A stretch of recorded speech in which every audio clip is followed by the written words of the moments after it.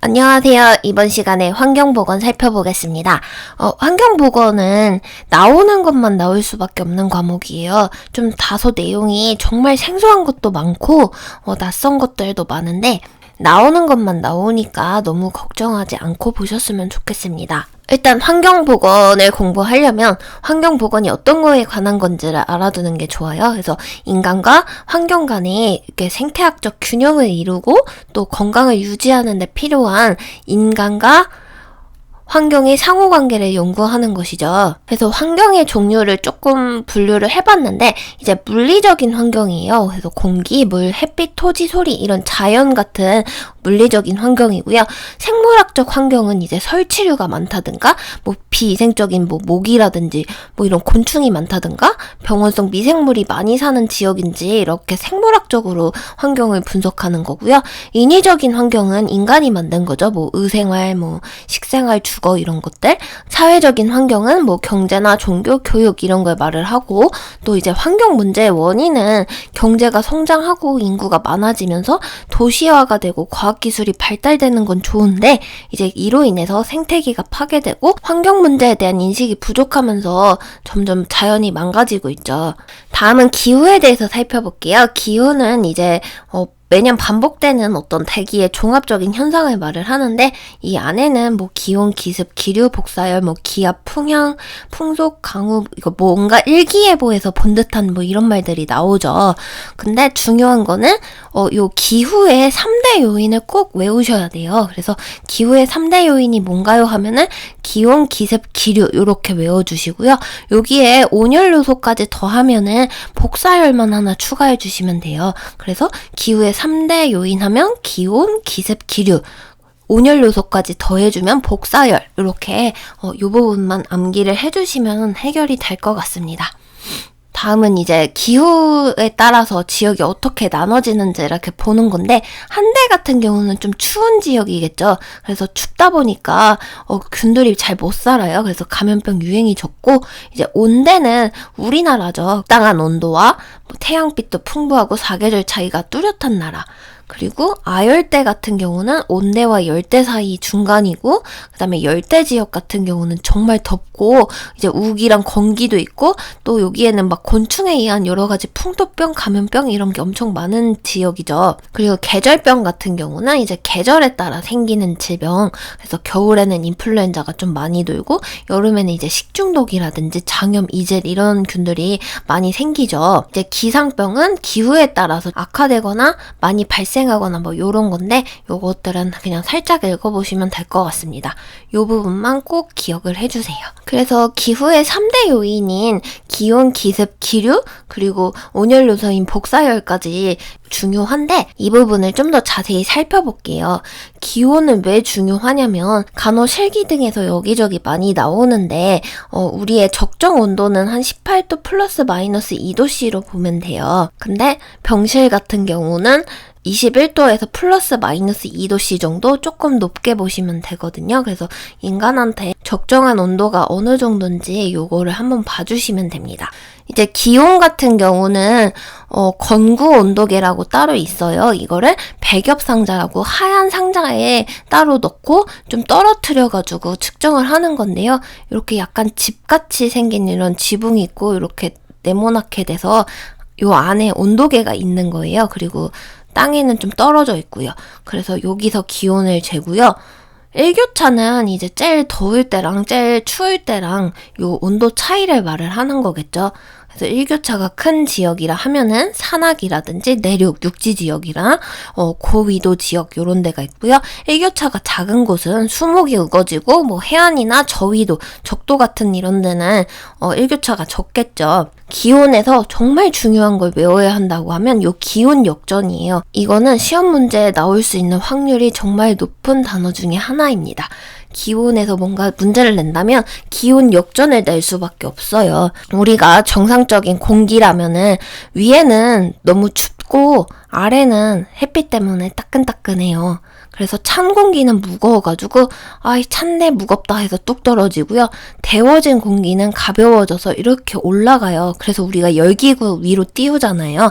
그래서 찬 공기는 뚝 떨어져 더운 공기 위로 가 이러면서 뱅글뱅글 돌면서 공기가 순환이 되고 그래서 매연이 나와도 이게 정상적으로 이게 좀 정화가 돼요. 근데 기온 역전이 돼가지고 좀 뭔가 바람이 없다든가 아니면 땅에 눈이 덮여가지고 여기 아랫부분이 오히려 차갑고 윗부분이 따뜻한 거죠. 그럼 따뜻한 공기는 위로 가니까 계속 있고 차가운 공기는 무거우니까 그냥 있는 거예요. 그러다 보니 공기가 정체가 돼가지고 매연이 나왔다 이러면 이게 뱅글뱅글 안 돌고 이렇게 쭉 퍼져가지고 우리가 매연 속에 이렇게 갇히는 현상이 생기거든요. 이걸 바로 기온 역전이라고 합니다. 그래서 기온에서는 이 기온 역전만큼은 정말 꼭 외워주세요. 다음은 기습이에요. 적정한 습도가 있는데 이걸 보통 40에서 70%로 보고 있어요. 책에 따라서는 60%라고 나오는 책도 있어요. 근데 호흡기 질환자에 한해서는 70%까지 올려준다 이런 말들이 붙어 있을 거예요. 적당한 습도라 하면은 40에서 70으로 외워주시고요. 그래도 80 이상 올라가면은 병원균 곰팡이가 발생하기 쉽고 너무 건조하면은 상기도염 이런 게 잘 발생하니까 적정한 쾌적한 습도 요거를 외워주시면 좋습니다. 다음은 기류예요. 기류는 말 그대로 바람이에요. 바람인데 용어가 낯설어서 이거 한번 살펴볼게요. 불감 기류라 하면은 인간이 느끼는 최소한의 기류를 말을 해요. 그래서 1초에 바람이 0.5m 움직이는 거죠. 그리고 무풍 상태라 하면은 아예 바람이 안 분다고 보는 거거든요. 그래서 1초에 0.1m 가는 거죠. 그래서 불감기류, 무풍 상태 요 용어를 알아두시면 좋습니다. 그리고 쾌감대라고 해서 인간이 가장 쾌감을 느끼는 온도가 있어요. 이게 한 17에서 18도, 60에서 한 65% 습도를 유지하는 게 가장 쾌적한 온도라고 합니다. 복사열은 그냥 태양 에너지라고 생각하면 돼요. 그래가지고 따뜻한 태양빛이 얼마나 에너지가 전달되는지 이렇게 보시면 되고요. 측정 도구는 흑구 한란계라고 해서 좀 까만 온도계를 사용한다고 보시면 됩니다. 다음은 불쾌지수 살펴볼게요. 줄여서 DI라고 부르는데 요거는 퍼센트별로 얼마나 많은 사람들이 불쾌함을 느끼는지 요거를 외워주시는 게 좋아요. 그래서 70 이상이다 하면은 7 여기서 짝대기만 빼면은 10이잖아요. 그래가지고 70이라 하면은 한 10% 사람들이 불쾌감을 느껴요. 그리고 75라고 하면은 요거 날려버리면 50% 사람이 불쾌감을 느끼죠. 그리고 80은 사람 머리가 엄청 많잖아요. 동그라미가. 그래서 대부분의 사람들이 불쾌감을 느껴요. 그리고 그 이상 되면은 이제 견디기 힘든 상태 이렇게 보시면 됩니다. 이제 환경에서 공기에 대한 부분을 살펴볼 건데요. 공기는 대부분이 질소로 이루어져 있어요. 다음은 산소거든요. 질소가 78%, 산소가 한 21% 정도 차지하고 나머지 기타 헬륨이나 다른 기체들로 조금 채워져 있어요. 그리고 우리가 공기층을 한번 나눠본다고 하면은 우리가 숨쉬는 공기들은 대부분 대륙권에 있고요. 그리고 성층권은 비행기 통로예요. 그리고 여기 특징은 오존이 있어요. 여기 있는 오존은 자외선을 막아주는 고마운 보호층인데 이제 오존이 대륙권으로 내려오면 오염물질이 되죠. 그 다음은 중간에 있어서 중간권이고요.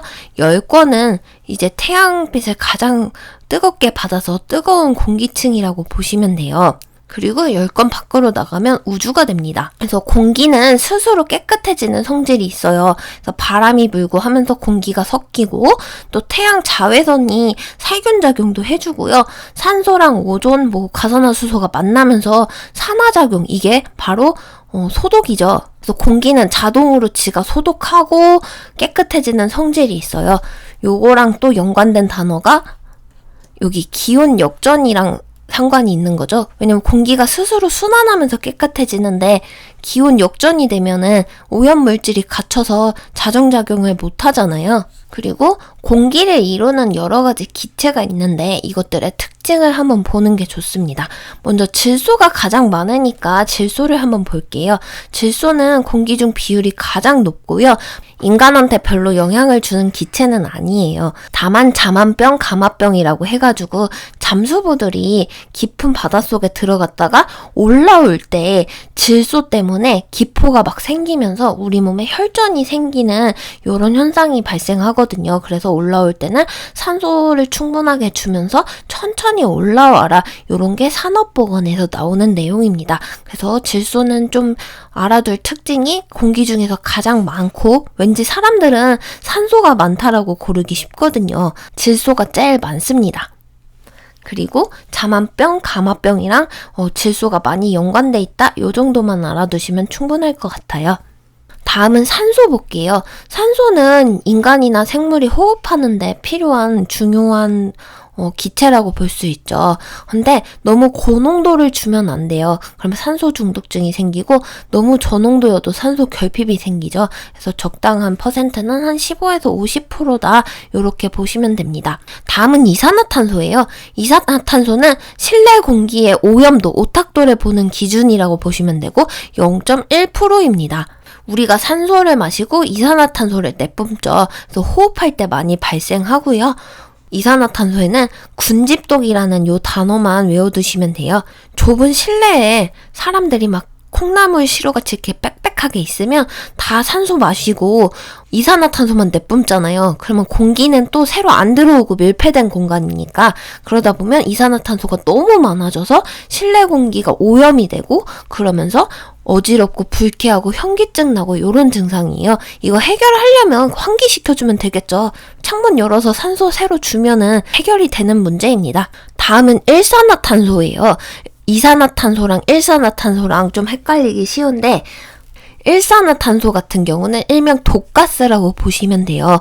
이거 젖은 연탄 같은 거 이런 거 불 붙이거나 아니면 좀 연소가 제대로 안 됐을 때 뭐 자동차 배기가스 이런 데 나오는 건데 산소보다 우리 헤모글로빈 적혈구랑 잘 붙어요. 그래서 일산화탄소가 있으면 적혈구가 산소를 옮기는 게 아니라 일산화탄소를 옮겨버립니다. 그래서 우리가 중추신경계에 산소 결핍이 생기면서 정말 몸이 위험해지고요. 이거는 회복 후에도 신경이나 뇌가 다치는 거여서 후유증이 되게 커요.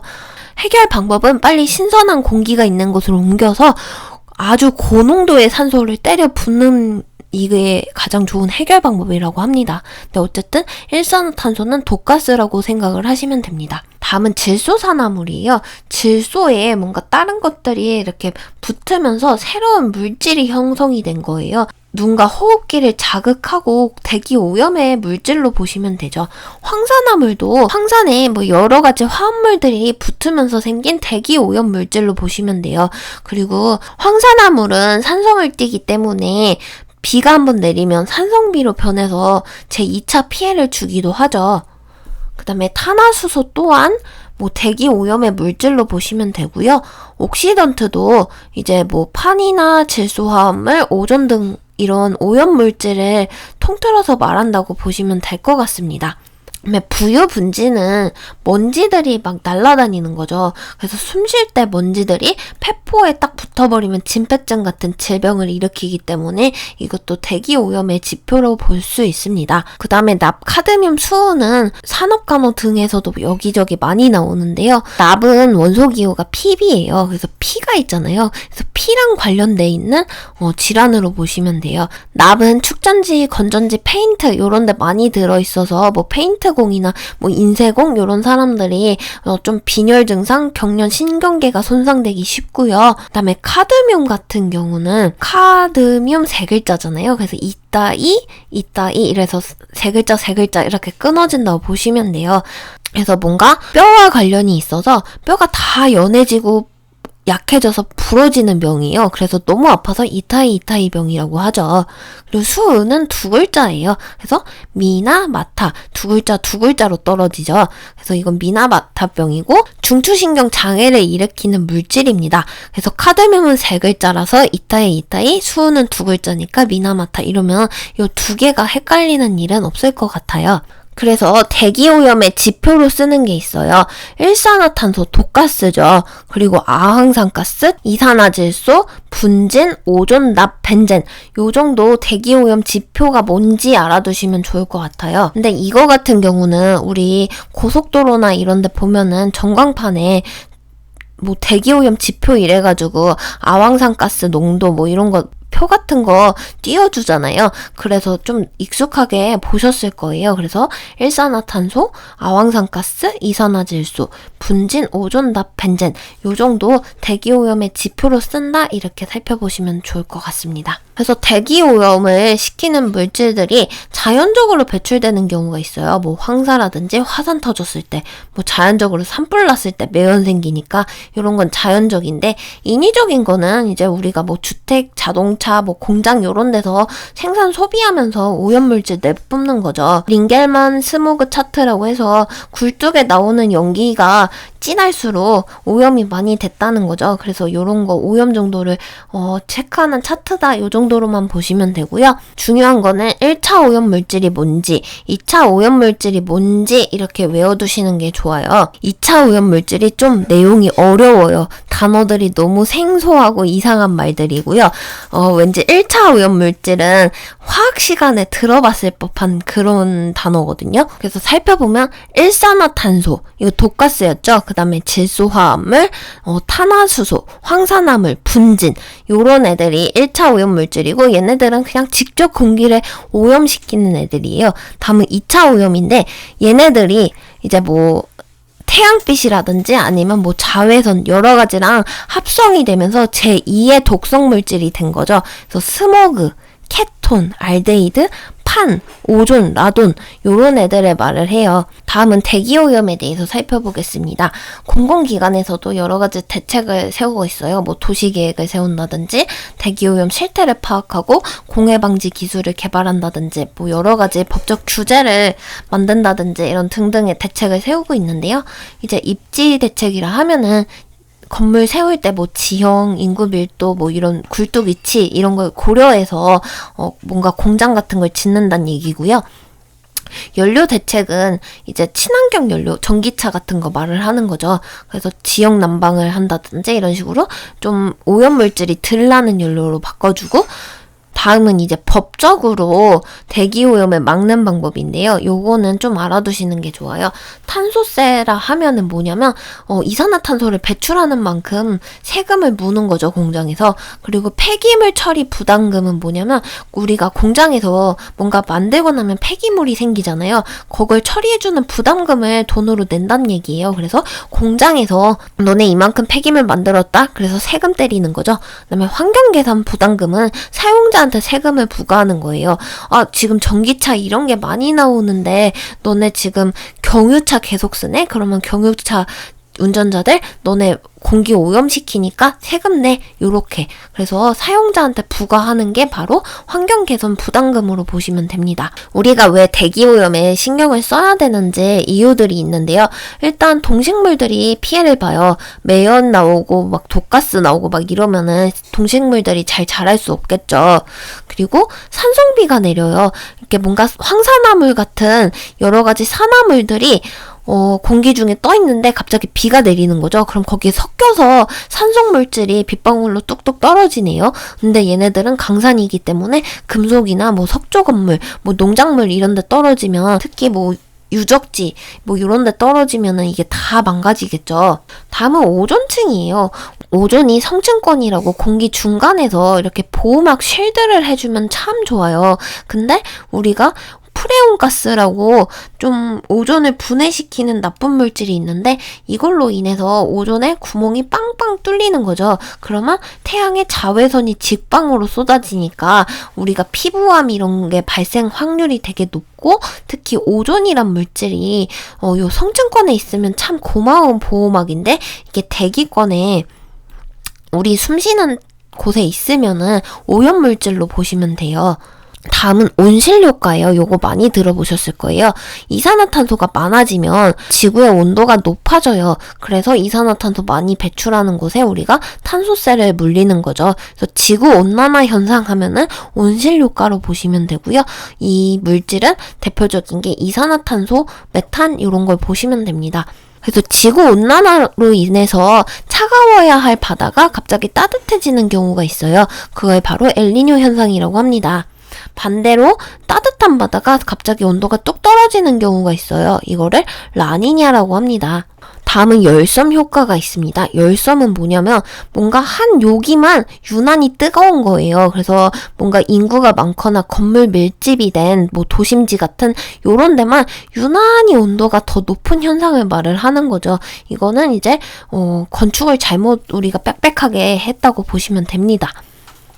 그 다음에 공기오염으로 시야가 뿌얘지면은 햇빛도 잘 안 들어오고 좀 뿌옇게 보이고 이러다 보면 좀 되게 불쾌하고 좀 생활하기가 힘들죠. 우리가 대기오염으로 입는 피해가 이게 어떤 건지 물어보는 문제가 나오고 이 피해의 원인을 여러 가지 준 다음에 다음 중 어떤 피해인지 고르는 문제가 나와요. 뭐 예를 들어서 대리석 같은 요런 오래된 유적이나 뭐 석고 건축물들이 산성의 물질로 다 망가지고 손상되는 이 현상이 뭐냐고 하면 산성비 골라주면 되고, 이런 산성비의 원인 물질이 뭐냐 이러면은 황산화물 이런 걸 골라주시면 돼요.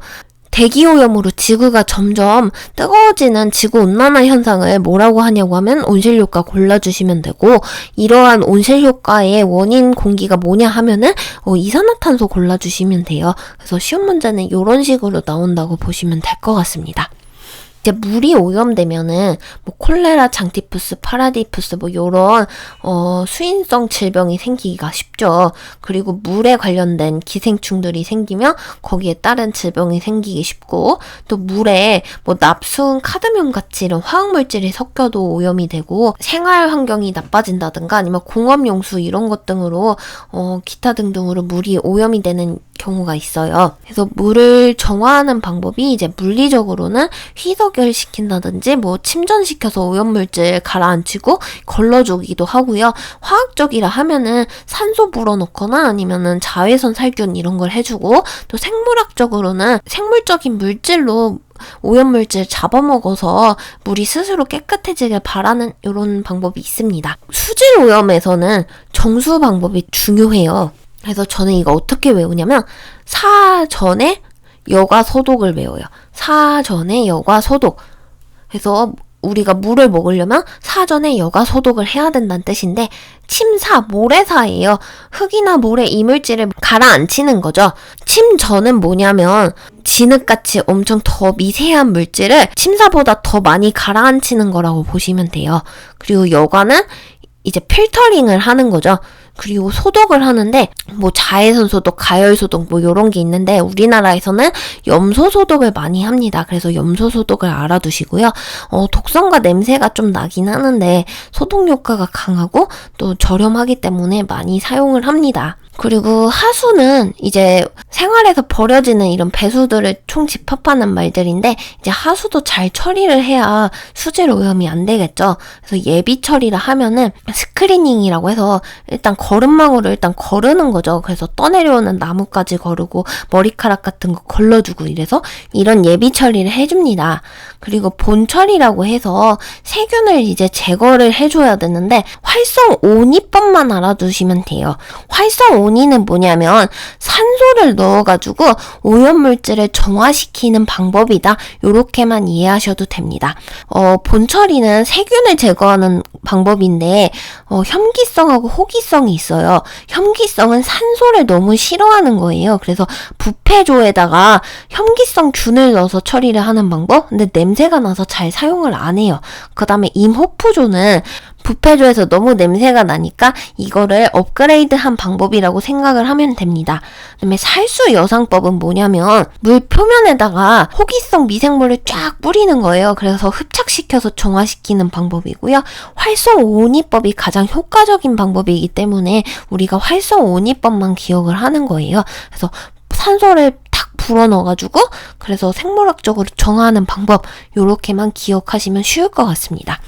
그래서 오니들이라고 이제 찌꺼기가 생겼어요. 이러면은 그 찌꺼기들을 땅이나 바다에 버리거나 아니면 태워버리던가 퇴비로 쓰거나 해서 처리를 해줍니다. 이제 수질 오염이라 하면은 부영양화라고 해서 쓸데없이 영양물질이 너무 많아진 거예요. 그래서 플랑크톤이 많아지고, 그럼 플랑크톤은 생물이잖아요. 그러니까 물에 있는 산소 다 잡아먹다 보니까 물이 오염이 됐다고 보시면 돼요. 그래서 바다에는 적조가 생기고 호수나 강에는 녹조 현상이 생기는 거죠. 그래서 수질 오염의 수치가 있는데 요거예요. 그래서 용존 산소라 하면은 물속에 산소가 얼마나 있나 이런 거거든요. 물속에 산소 많으면 좋잖아요. 그래서 DO가 높을수록 깨끗합니다. 그 다음에 생물학적 산소 요구량이에요. BOD라고 하는데 생물학적으로 산소가 많이 필요하다는 얘기는 그만큼 물에 산소가 부족하다는 얘기죠. 그래서 BOD는 낮을수록 깨끗합니다. 그리고 COD 또한 화학적으로 산소가 얼마나 필요한지 보는 거기 때문에 얘도 낮을수록 깨끗한 수치라고 보시면 돼요. 그래서 부영양화로 인해서 적조, 녹조가 생기면 DO, 산소는 떨어지고 그 다음에 BOD, COD 필요한 산소의 양은 많아지기 때문에 올라가죠. 그래서 COD, BOD랑은 짝꿍으로 보시면 되고 DO는 혼자 왕따라고 보시면 좀 쉽게 볼 수 있을 것 같습니다. 그래서 깨끗한 물은 DO가 높고 COD, BOD가 낮습니다. 그리고 오염된 물은 DO가 떨어지고 COD, BOD가 올라가겠죠. 그리고 수질 오염에서 대장균하고 일반 세균의 기준 수치를 알아두셔야 되는데요. 대장균 같은 경우는 분변 오염의 지표로도 쓰여요. 그래서 100ml 음료수에 한 마리도 검출이 되면 안 됩니다. 왜냐면 대장균이 되게 독한 균인데 이 균이 한 마리라도 나왔다는 얘기는 다른 균들도 득실득실하다는 얘기거든요. 그래서 대장균은 100ml에 한 마리도 나오면 안 되고요. 일반 세균 같은 경우는 1ml에 100CFU 이 정도 나와도 괜찮은데 이건 뭐냐면 군집이에요. 그래서 일반 세균 같은 경우는 1ml에 한 100까지는 괜찮구나 이렇게 보시면 됩니다. 다음은 토양 오염 볼게요. 토양 오염은 좀 여러 가지로 혼합돼서 일어난다고 보시면 돼요. 이제 대기 오염이 생기면 비 오고 눈 오고 이러면은 오염물질이 다 토양으로 흡수되겠죠.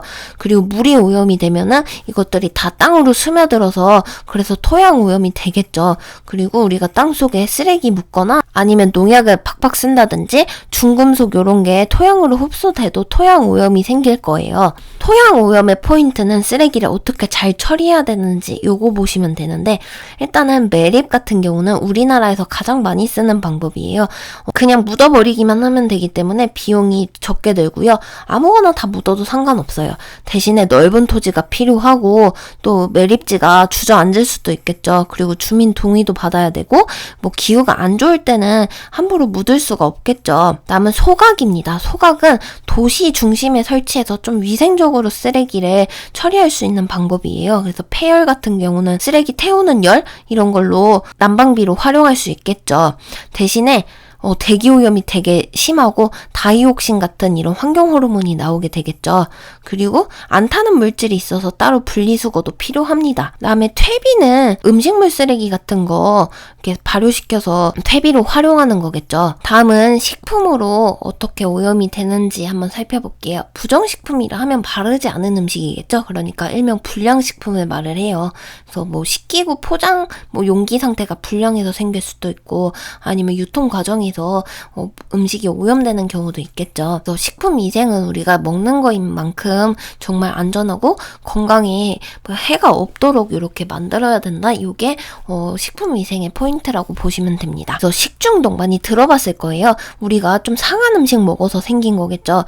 식중독의 특징은 뭐냐면 우리가 어쨌든 상한 음식을 먹으면서 세균 독을 먹었기 때문에 2차 감염은 없어요. 그리고 이거 한번 걸렸다고 해서 면역이 생기는 이런 질병은 아닙니다. 그리고 단기간에 갑자기 생기면서 집단적으로 많이 생겨요. 그리고 잠복기가 대부분 짧고요. 뭐 증상은 비슷하겠죠. 배 아프고 설사하고 토하고 이러다 보니까 탈수 증상 생기고 요게 식중독의 특징으로 보시면 됩니다. 그래서 식중독이 감염형하고 독소형 이렇게 두 개가 있어요. 감염형은 뭐냐면 내독소라고 해서 먹고 난 다음에 우리 몸속에서 식중독균이 막 생기는 거고요. 독소형은 애초에 독이 있는 물질을 우리가 먹어가지고 이 독이 발생하는 거죠. 그러다 보니 감염형, 내독소에서 이제 세균이 생기는 기간이 필요하기 때문에 얘는 잠복기가 길어요. 그리고 애초에 처음부터 먹을 때부터 균을 사별해버리면 식중독을 좀 예방할 수가 있습니다. 그래서 끓여서 먹으면 얘는 예방이 가능해요. 근데 독소형 같은 경우는 이미 독물질이에요. 그래서 먹자마자 바로 직방으로 증상이 나타나고요. 먹자마자 설사하는 거죠. 그리고 얘는 끓여 먹어도 불가능해요. 애초부터 독성이 있는 물질이기 때문에 끓여도 안 없어집니다. 그래서 감염형과 독소형의 차이를 알아두시면 좋습니다. 그래서 식중독을 감염형하고 독소형하고 이렇게 분리를 해서 외워두셔야 돼요. 그래서 감염형 식중독의 예라고 하면 얘는 끓이면은 뭔가 예방이 된다고 했죠. 그래서 살모넬라증, 돼지 콜레라 등이 원인이고요. 돼지고기 날 걸로 먹지 않고 끓여서 먹으면 예방이 됩니다. 그 다음에 장염 비브리오균은 오염된 해산물이 원인이에요. 생선 같은 거 날거 먹지 않고 가열해서 먹으면 괜찮아지겠죠. 그 다음에 장구균 식중독 또한 치즈, 소세지, 햄, 쇠고기 등 여러 가지 이런 가공식품에서 생기는 건데 이것도 끓여서 잘 익혀 먹으면 괜찮습니다. 요거는 꼭 기억해 주세요. 포도상구균이라 하면은 독소형 식중독의 대표라고 볼 수 있어요. 그래서 포도가 달콤하잖아요. 이 포도의 달콤한 물질 때문에 탄수화물 같이 이런 단 음식에 많이 생겨요. 그래서 특히 잘 생기는 게 김밥, 케이크, 떡, 빵 이런 음식에 잘 생기고요. 이거 예방하려면은 안 먹을 땐 냉장 보관하고 꺼냈으면 바로 먹고 여름철에 계속 밖에 방치해두면 안 됩니다. 그러면 포도상구균 식중독이에요. 얘는 애초에 상한 음식을 먹은 거기 때문에 상한 음식 끓여 먹어도 배탈 납니다. 그래서 이거는 가열이랑 아무 상관이 없어요. 보툴리누스균, 이거 좀 익숙하죠? 1급에 나왔던 애였어요.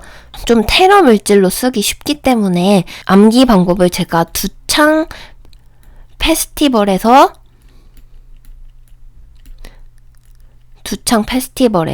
누가 탄저균을 보틀에 넣었대 하고 암기 방법을 알려드렸는데요. 그 중에 나오는 보틀입니다. 보툴리누스. 말 그대로 통조림 같은 이런 병에 밀봉한 식품에서 생기는 독소예요. 산소가 없이 이렇게 밀봉식품에 생기는 독소다 보니까 정말 독하고 강력한 애입니다. 그래서 예방하려면 통조림 유통기한 지키고 오픈했으면 바로 먹고 얘는 정말 치사율이 높기 때문에 이번에 1급으로 분류가 됐죠. 그다음에 웰치균은 흙이나 토양에 생기는 균이어서 손 잘 씻어야 되겠죠. 다음은 자연에도 식중독균이 있어요. 그래서 이걸 외우셔야 되는데 보거가 이렇게 톡 건드리면 이렇게 톡 튀어나오잖아요. 그래서 테트로톡신, 톡톡톡 튀는 보거는 테트로톡신이 있어요. 그래서 보거에 난소, 고환, 간, 내장 등의 독소가 있는데 얘가 마비 증상이 있어요. 특징은 뭐냐면 상태는 멀쩡한데 온몸이 마비가 돼서 숨을 못 쉬는 거여서 정말 괴롭다고 해요. 그래서 정신은 깨어 있는데 점점 숨이 막혀 죽는 거죠. 그래서 정말 강력한 독이기 때문에 10분 내에 사망하기도 합니다. 그래서 보거 잘 먹어야 되고 이건 테트로톡신, 보거에 톡톡 튀는 테트로톡신으로 외워주세요. 바지락과 굴에는 베네루핀이 생겨요. 베네루핀은 가열에도 균이 없어지지 않거든요. 그래서 바지락하고 굴에는 베네루핀이 있다. 이렇게 외워두시면 되고요. 암기 방법은 바지락의 비읍 요거를 연관시켜가지고 외우시면 됩니다. 다음은 조개예요. 조개는 미틸로톡신인데 여기 미음자가 조개 껍데기 같이 생겼잖아요. 요렇게. 그래서 조개하면 미틸로톡신 이렇게 외워두시면 됩니다. 버섯은 영어로 머시룸이에요. 무스카린, 머시룸 뭔가 이름이 비슷하죠. 그래서 무시룸, 모시룸 이렇게 해서 버섯은 무스카린 이렇게 외웠습니다. 독버섯을 말을 하는 거죠. 감자는 햇빛 받으면 우리 이렇게 초록색으로 바뀌는 거 알죠? 그래서 태양빛 때문에 생기는 거기 때문에 솔라 에너지, 그래서 솔라닌 이렇게 외우시면 되고요. 맥각은 보리예요. 그래서 보리로 우리가 맥주 만들잖아요. 그쵸? 그래서 맥주가 시원하게 톡 쏘는 거죠. 그래서 에르고톡신 이렇게 외워두시면 되고요. 매실 같은 경우는 우리가 엄마들이 매실 담그잖아요. 그래서 매실을 담가버린다 해서 담금이 이렇게 외우면 쉽습니다. 매실 담금이, 그래서 아미그달린 이렇게 외워주시면 좀 자연독 요거 다 외우셔야 되는데 외우기 좀 쉬울 것 같아요. 다음은 화학적인 원인으로 식중독이 생긴다 하면은 식품 첨가물이 잘못됐거나 아니면 식기 포장하면서 잘못돼서 생기는 거겠죠. 그리고 식품이 오염되는 단계가 있어요. 그래서 요걸 보셔야 되는데 단백질이 상하는 경우를 우리가 부패됐다고 합니다. 그래서 육류가 부패됐다, 계란이 부패됐다 이런 얘기고요. 단백질이 썩으면 정말 악취가 납니다.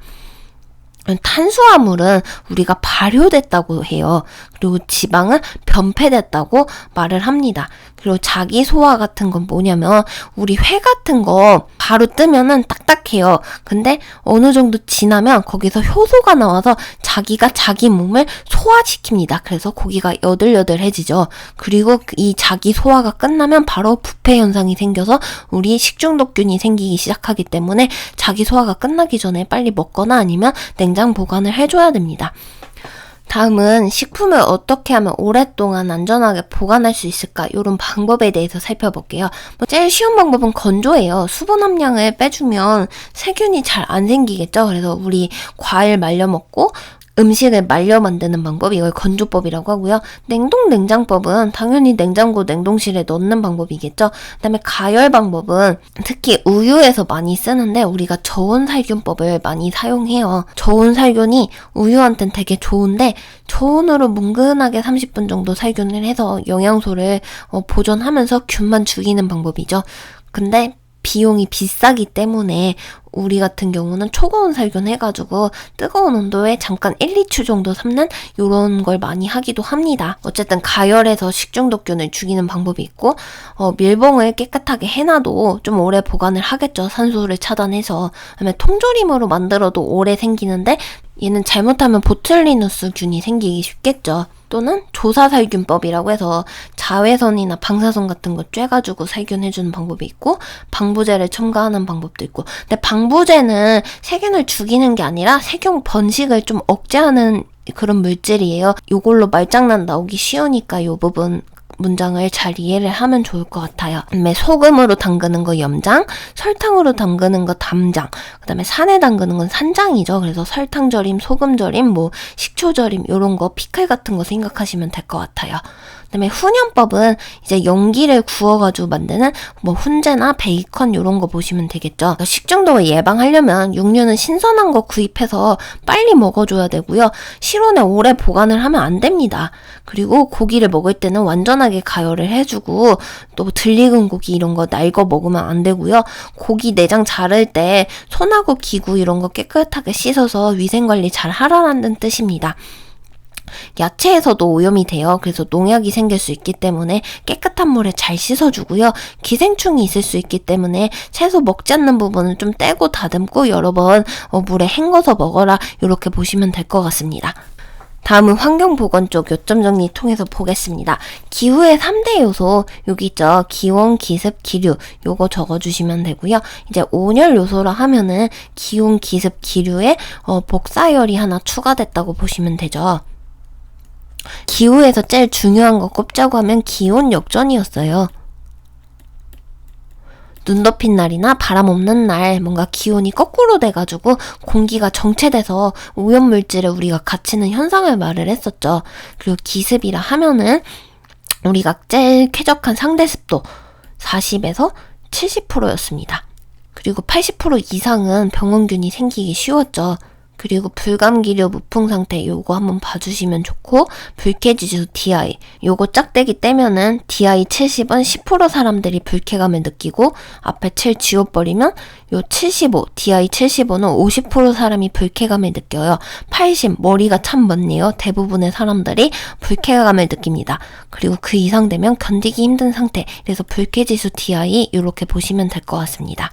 다음은 공기의 자정작용이에요. 공기는 이제 바람이 불거나 아니면 뭐 광합성, 뭐 산소 오존 이런 걸로 살균이 자동으로 되면서 스스로 깨끗해질 수 있어요. 그래서 공기에 여러 가지 특징이 있는데 이산화탄소 보시면 돼요. 이산화탄소는 실내 공기의 오탁도의 기준이고 0.1%입니다. 군집독을 알아두셔야 되는데 밀폐된 공간에 사람들이 콩나물 시루같이 이렇게 빽빽하게 있어요. 그럼 다 이산화탄소를 뿜겠죠. 그럼 실내 공기가 오염되고 사람들이 어지러워해요. 방법은 환기를 시켜주면 됩니다. 일산화탄소는 독가스예요. 독가스. 신경이 망가지기 때문에 후유증도 되게 크고요. 신선한 공기, 산소 공급이 최우선으로 돼야 됩니다. 황산화물은 산성비의 원인이죠. 그래서 식물을 죽이고 건축물 같은 게 부식되고 여러 가지 환경 생태계를 파괴합니다. 분진은 떠돌아다니는 작은 먼지로 이제 폐포에 폐로 들어가면 진폐증이 생기는 거죠. 그래서 대기오염의 지표를 보셔야 되는데 일단 일산화탄소 보시고 그 다음에 아황산가스, 이게 바로 황산화물이죠. 이게 산성비의 원인이 되고 그 다음에 이산화질소, 그 다음에 분진, 오존, 납, 벤젠 요 정도 보시면 됩니다. 1차 오염물질은 대기에 직접 뿜는 건데 일산화탄소, 질소화합물, 탄화수소, 황산화물, 분진 요렇게 보시면 되고요. 2차 오염물질은 좀 용어가 생소한 것들, 스모그, 케톤, 알데히드, 판, 오존, 라돈 요렇게 보시면 될 것 같습니다. 그래서 대기오염의 문제는 이제 산성비가 내리고 오존층이 파괴가 되고 그다음에 열섬 효과, 온실 효과 이런 게 생겨가지고 대기오염에 안 좋은 거죠. 대기오염의 피해와 그 원인을 같이 살펴보시면 좋을 것 같고요. 그다음에 대기오염을 예방하기 위해서 우리가 탄소세, 이산화탄소 배출하는 만큼 세금 때리고 폐기물 배출하는 만큼 공장에다가 세금 부과하고 환경 개선 부담금, 너네 환경 오염시키는 경유차 타잖아. 그래서 경유차 너네들 세금 내 이래가지고 환경 개선 부담금 이렇게 보시면 됩니다. 다음은 수질 오염이에요. 그래서 부영양화라고 해서 물에 쓸데없이 영양가가 많은 거죠. 그러다 보니 물의 이온 가치가 상실이 되고 우리가 적조랑 녹조 현상이 생깁니다. 그리고 용존산소 DO는 높을수록 깨끗한 물이고요. BOD, COD 세트라고 했어요. 낮을수록 깨끗한 물입니다. 바다에 생기는 적조는 부영양화가 원인이고 이건 오염된 물이니까 DO는 낮고 COD, BOD는 높을 수밖에 없죠. 그 다음에 음수 조건 요걸 보셔야 되는데 대장균은 100ml당 하나도 검출이 되면 안 돼요. 그만큼 대장균이 있다는 얘기는 대장균이 엄청 독한 균인데 이 대장균이 한 마리라도 살아남았다는 얘기는 다른 균들도 살아남았다는 얘기거든요. 100ml에 하나도 나오면 안 됩니다. 근데 일반 세균 같은 경우는 1ml에 균 한 100개 정도는 있어도 좀 괜찮다고 해요. 그래서 정수 방법은 사전에 여과 소독 이렇게 외워주시고 우리나라는 염소 소독을 해요. 하수 처리할 때도 예비 처리 스크리닝으로 걸러주고 그다음에 본 처리 활성 온이로 공기 산소 불어넣어주고 그래서 나머지 찌꺼기는 소각하거나 퇴비 처리한다 이렇게 보세요.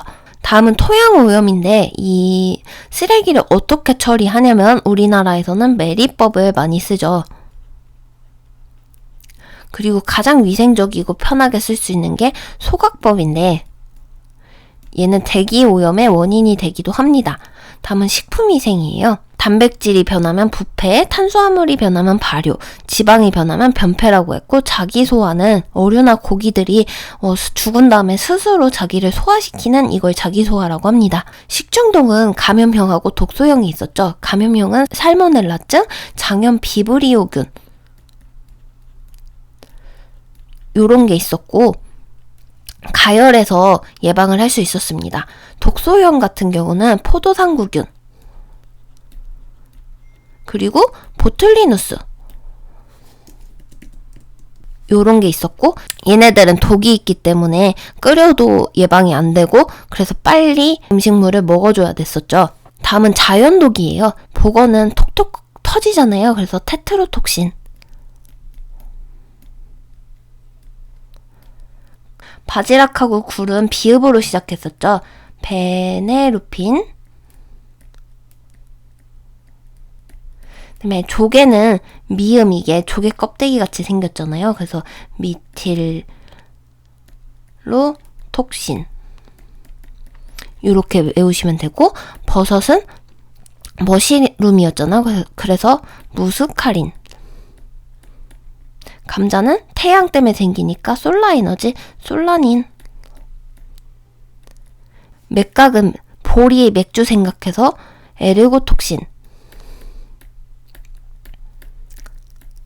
매실은 우리가 담금이잖아요.